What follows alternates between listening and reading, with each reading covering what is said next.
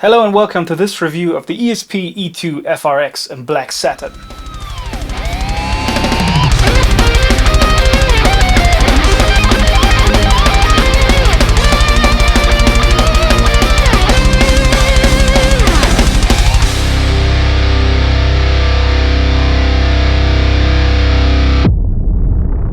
Hello again everybody, my name's Chris, thanks for tuning in. This is the E-II FRX, and if you enjoyed the little clip that you just saw, you can find the full demonstration in the description below and in the info card. First things first, this review is not sponsored by ESP or anybody. I bought this guitar used with my own money.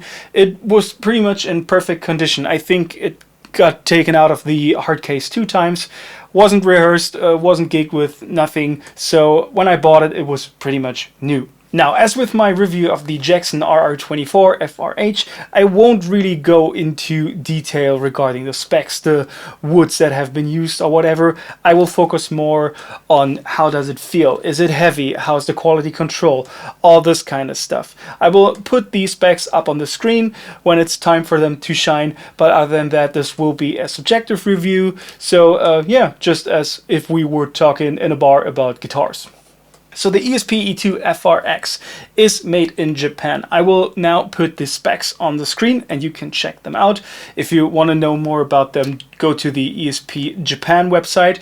These are not anymore on the US and Europe website. For whatever reason, I think they're being discontinued, probably. More on that later. So it comes with an original Floyd Rose tremolo, an EMG 81 in the bridge, and a 60 TWR in the neck position, which is a pickup you can't find on the EMG website or anywhere really. So I think these had been special editions or something that were only being used in guitars, because I did find links to other guitars that had them built in. But if you want to order one of those, you pretty much have to scour Reverb for models.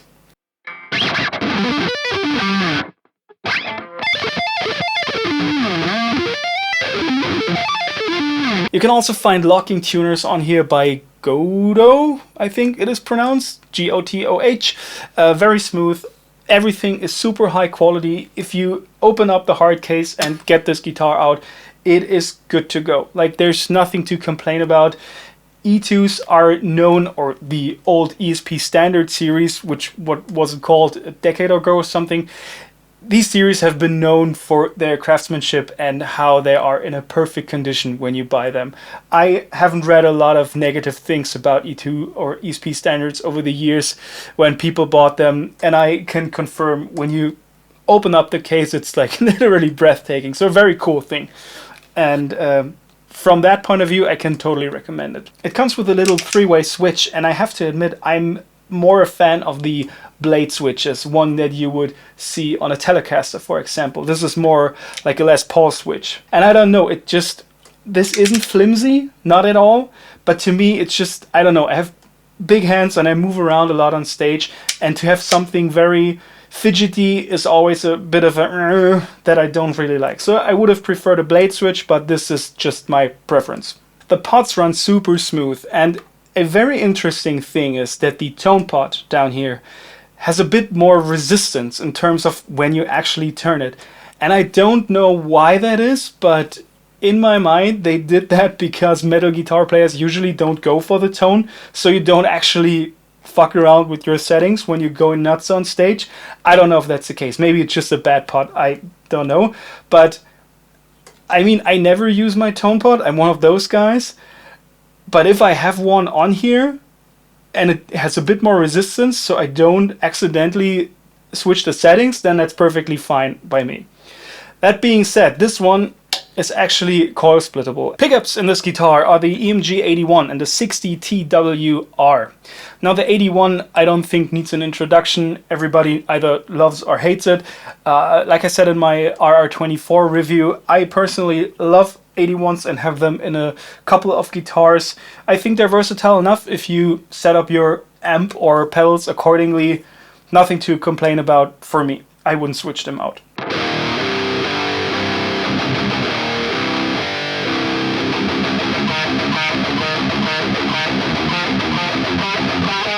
Now the 60 TWR was at first weird for me. I've never played a 60 before, but I always heard good things about it, so I was excited when I heard it was in here.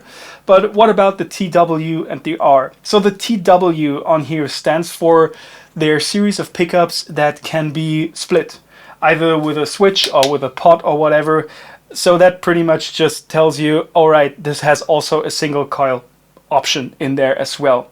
The R, however, was something I hadn't heard about, and when I looked it up on the EMG website, it told me that it means that the coil is on that pretty much the pickup is reversed. So the single coil, once you split the humbucker into single coils, is closer to the neck to give you more of a strat sound.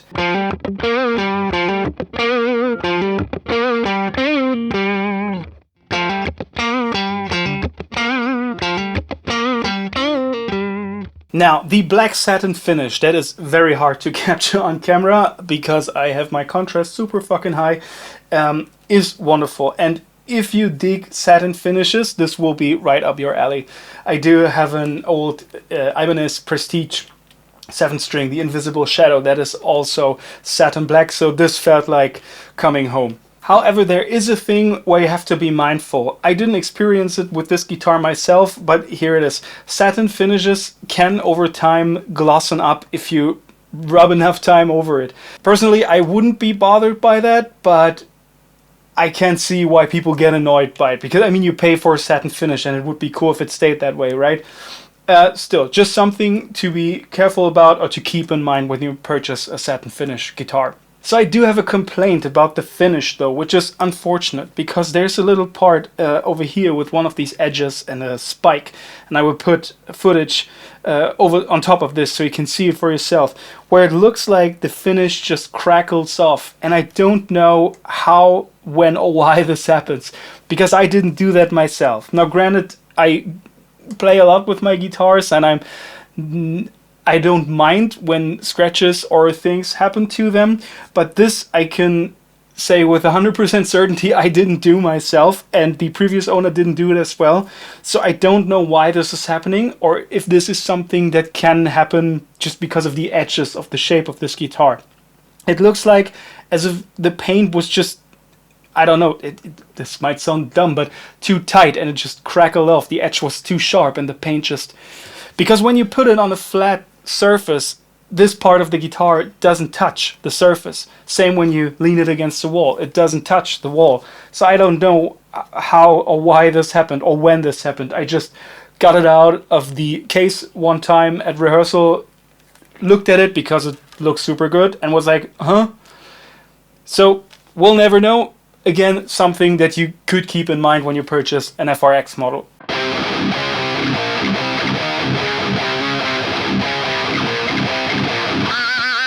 Now, while we're on the topic of the edges and spikes, depending on how you have it in your lap, they actually like puncture your chest a bit. And it's not that it hurts or anything, but I had moments where I was recording and I was like, man, this is annoying. Like, it's just, I had to readjust, and especially when you're concentrated and you focus and you lean yourself onto your guitar, like you can feel it pinch. It's actually a spike that you can feel, and that will leave a little mark for a couple of seconds. So I don't know, you can argue that this is like suffering for art and for the metal, but yeah, can be pretty annoying for a minute. And let's talk about the shape in general. Like it's such a unique thing, I think. And I remember the old Forest models. I used to play in a band where the bassist had one, and of course they look like you have to play them in the metal band. I only see them being played in metal bands. But what I find weird is how little a number of people is that actually play them. And I think in Europe at least, or in America, this shape is not very popular, like at all. Because when you check out the US ESP website, you can find a single signature model that utilizes the FRX shape. You can find one E-II FRX that is still being promoted or produced, and that's the one in reindeer blue that has a different pickup configuration than this one.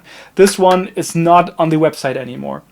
But yeah, no FRX signature to be found on on the US website.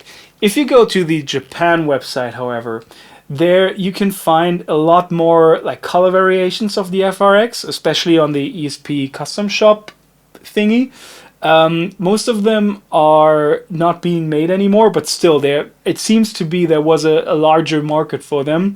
And what is super cool is this signature model from the guitar player who's known as Mia. Now, I have not the slightest idea about this whole visual key genre, and I had to look this up. But this is a little, now I'm going on a little tangent here, but this is some super cool and weird shit with this dude and his guitar. First of all, this guitar looks freaking amazing, I think. It's so cool. It looks like something straight out of a Final Fantasy game, like a secret weapon that you can find to fuck up God or something. So that in itself is super cool, I think. But if you then dig a little deeper and do some research about the dude, the Mia, and again, I don't really know about him or his band or anything. I watched a couple of clips and he's a freaking amazing player. But the most metal shit about him is apparently for his personal guitar, his model, not the one that you can buy off the shelf. He had a bone taken out of his body, and not only did he have the ESP dudes put the bone into his guitar on, I don't know, whatever place on the guitar, but he also kept a part of his bone and turned it into broth and ate it. Now, how fucking metal is that?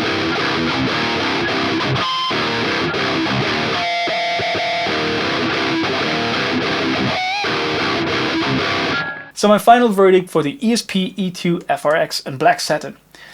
It is a wonderful guitar. Like, of course, it feels very professional, very high quality. Like, overall, the quality control is amazing. Everything runs smooth. Nothing is sharp or anything.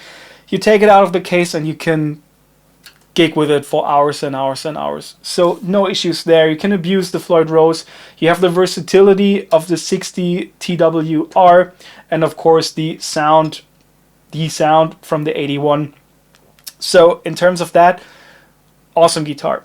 Now the looks are something special, however, and I'm sure you will turn a lot of heads with this because not many people play it and you don't see it like almost nowhere. But you're a bit stuck with the whole metal and maybe gothic thing. So I don't know. I wouldn't take this to a cool cover show or blues kick. I don't think that would be ironic or fun, but it would rather be just a little bit boring and annoying. But still, for anything that is metal or a bit darker, this is the perfect guitar. So I'd say if you want something that looks like the Batmobile and plays super fast and is very high quality, just go for it. Thank you so much for tuning in. I hope you enjoyed the review. I hope you liked the guitar. Let me know if you have a similar guitar or maybe one of the old Forest models or another FRX or anything. And also let me know in what kind of bands you're playing these. If you actually take in one of these bad boys to an Ed Sheeran cover show or whatever. Hopefully see you soon. I'm gonna do a lot more reviews. I think this is kind of fun and I'm getting used to talking to a camera. So yeah, I have a couple of pedals lying around and maybe I will talk about them in the future. Take care and see you next time. Bye!